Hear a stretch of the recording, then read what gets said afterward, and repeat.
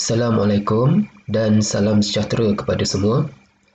Dalam video ini, kita nak belajar faktor yang mempengaruhi hasil elektrolisis larutan aqueous. Kita nak belajar faktor yang ketiga, iaitu jenis elektrod. Jadi seperti yang kita tahu, untuk sel elektrolisis, anode adalah terminal positif. Manakala kathod adalah terminal negatif. Baik, jadi untuk elektrolisis yang menggunakan elektrod yang berbeza, yang pertama kita lihat sekiranya sel elektrolisis itu menggunakan elektrod lengai. Contohnya karbon dan platinum. Elektrod lengai ini adalah elektrod yang tak aktif. Satu lagi, sekiranya sel elektrolisis itu menggunakan elektrod logam aktif. Contohnya kuprum dan argentum. Kita akan lihat apakah perbezaannya. Yang pertama, sekiranya elektrod yang kita gunakan itu adalah elektrod lengai, maka di anode, siapa yang akan lepaskan elektron adalah ion yang ada di dalam larutan aqueous yang nilai inodnya lebih negatif, yang lebih rendah. Saya ulang, sekiranya elektrod yang kita gunakan adalah elektrod lengai, contohnya karbon ataupun platinum, jadi yang akan melepaskan elektron di anode adalah ion yang ada di dalam larutan aqueous yang nilai inodnya lebih negatif, iaitu lebih rendah. Jadi ion itulah yang akan mengalami pengoksidaan. Sebaliknya, sekiranya elektrod yang kita gunakan adalah terdiri daripada logam yang aktif, contohnya kuprum ataupun argentum, jadi siapa yang akan lepaskan elektron adalah atom logam tersebut, sebab logam itu adalah logam yang aktif. Jadi atom logam tersebut yang akan dipilih untuk dinyahcaskan, seterusnya mengalami pengoksidaan.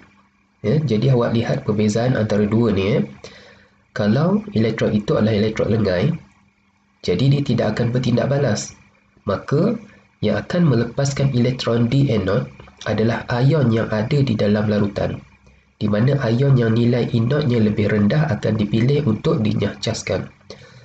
Sebaliknya, jika elektrod yang kita gunakan tu adalah logam aktif, maka yang akan melepaskan elektron adalah logam tersebut. Atom logam tersebut akan dipilih untuk dinyahcaskan. Faham? Sebaliknya di kathod sama saja. Awak guna elektrod lengai ataupun elektrod logam aktif. Di kathod yang akan terima elektron adalah ion yang ada di dalam larutan aqueous tersebut yang nilai inodnya lebih positif, lebih tinggi.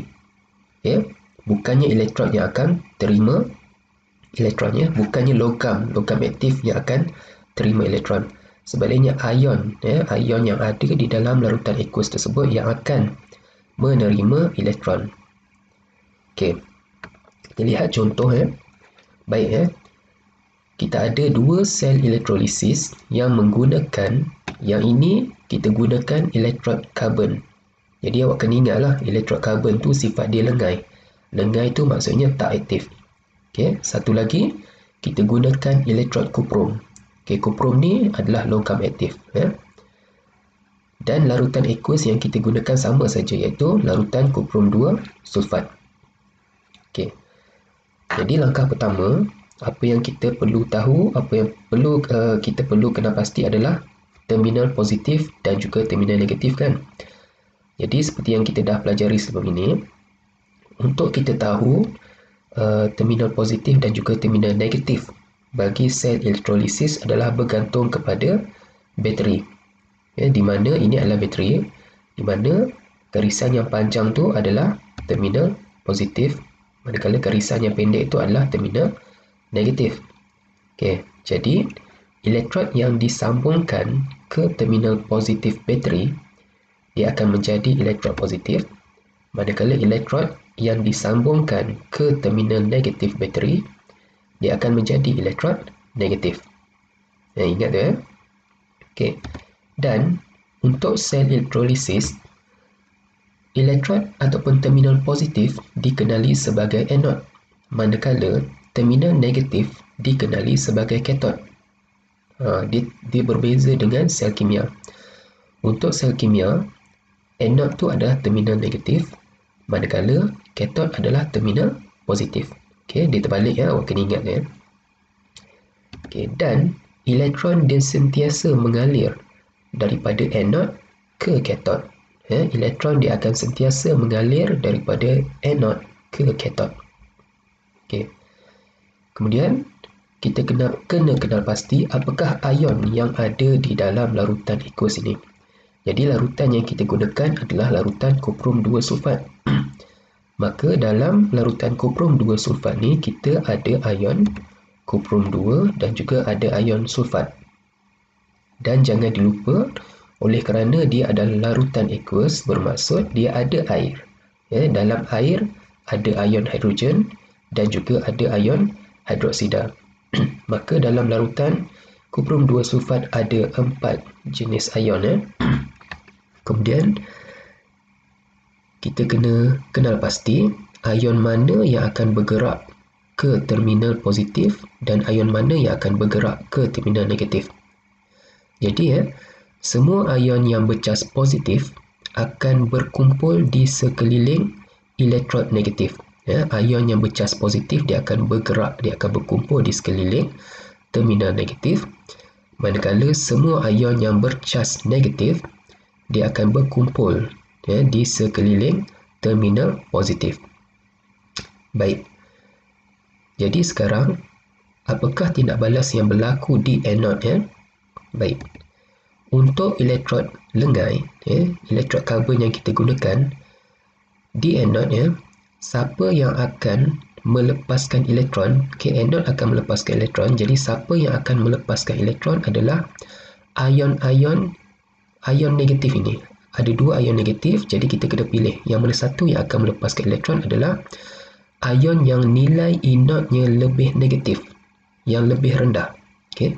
Kita ada 2 jenis ion negatif, iaitu ion hidroksida dan juga ion sulfat.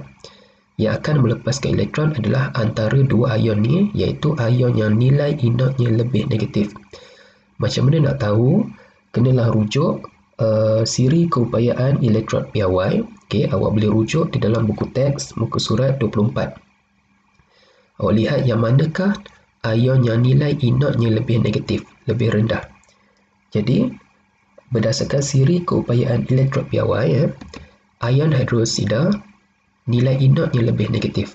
Maka ion hidroksida lah akan dipilih untuk dinyahcaskan untuk melepaskan elektron. Ini adalah persamaan setengah dia. Ion hidroksida dia akan melepaskan elektron untuk menghasilkan gas oksigen dan juga air. Jadi apakah pemerhatian yang kita dapat lihat di sini adalah ini adalah gas oksigen Jadi gelembung gas tidak berwarna akan terbebas di sini. Baik.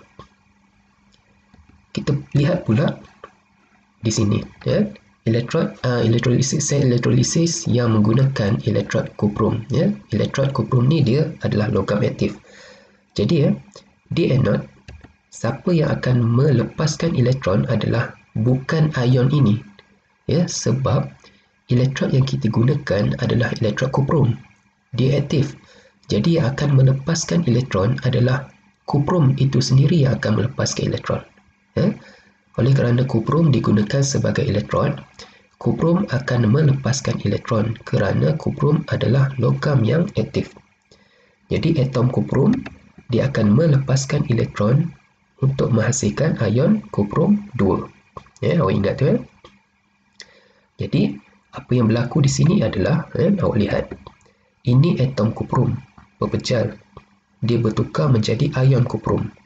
Jadi pemerhatian yang kita boleh buat adalah, yang kita nampak adalah elektrod kuprum dia semakin menipis.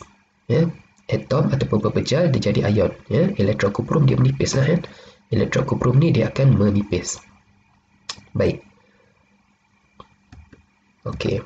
Tadi elektron dia akan dilepaskan di anode dan akan pergi ke katod melalui wayar.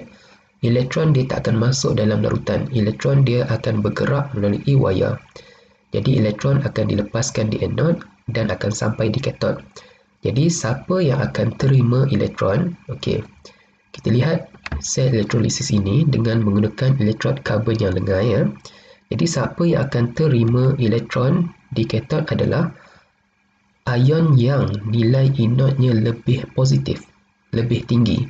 Kita ada dua jenis ion hidrogen dan juga ada ion kuprum, dua.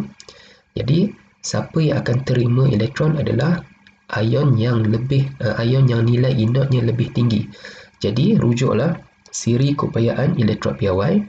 Jadi antara dua ion ini ya, ion kuprum nilai inodnya lebih tinggi, maka ion kuprum dia akan menerima elektron untuk menjadi atom kuprum. Okey. Jadi pemerhatian kita adalah, awak lihat ya, ini ion, ini atom. Jadi kita tahu ya, atom kuprum ni, pepejal kuprum ni dia warna dia perang. Maka pemerhatiannya adalah pepejal perang akan terenap di katod.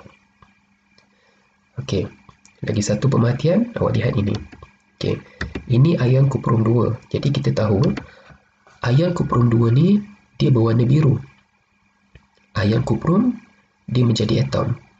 Warna biru dia tak jadi warna biru. Okey, bermaksud keamatan warna biru dia akan berkurang ya.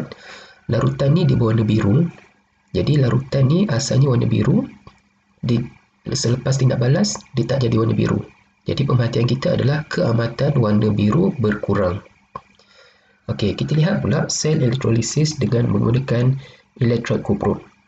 Okey, di katod ion yang akan terima elektron adalah ion yang ada dalam larutan, bukannya elektrod kuprum. Okey.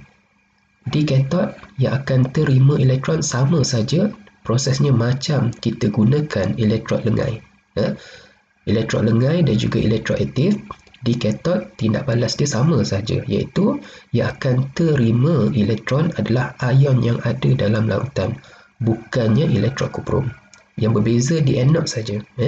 Jadi antara dua ion ni, ion yang inodnya lebih tinggi adalah ion kuprum 2. Jadi ion kuprum 2 dia akan menerima elektron untuk menghasilkan atom kuprum. Jadi pemerhatian kita adalah atom kuprum ni adalah pepejal yang berwarna perang ya.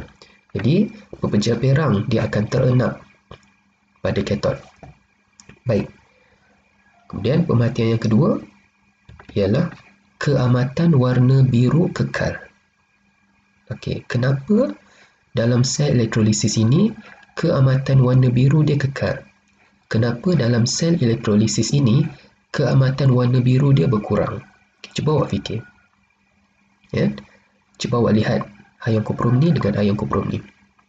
Apabila kita menggunakan elektrod kuprum ya, dan larutan kuprum 2 sulfat, keamatan warna biru dia tidak berubah. Okay, jawapannya adalah awak lihat ya. Baik, di sini ion kuprum warnanya biru kan. Atom kuprum menjadi ion kuprum warnanya biru.